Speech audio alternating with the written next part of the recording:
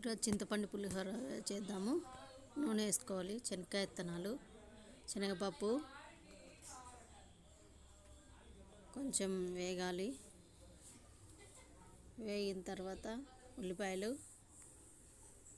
పచ్చిమిర్చి, కరివేపాకు, అల్లం కొంచెం వేయించుకోవాలి. ఉప్పు వేసుకోవాలి. కొంచెం వేగాక పసుపు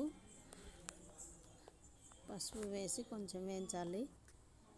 వేగినాక చింతపండు పెట్టుకోవాలి. చింతపండు పులుసు తీసి పెట్టుకోవాలి.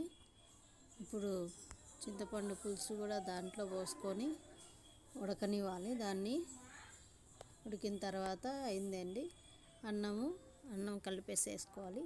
చింతపండు పులిహోర రెడీ అయిపోయింది. Please subscribe my channel, like కొట్టండి, షేర్ చేయండి.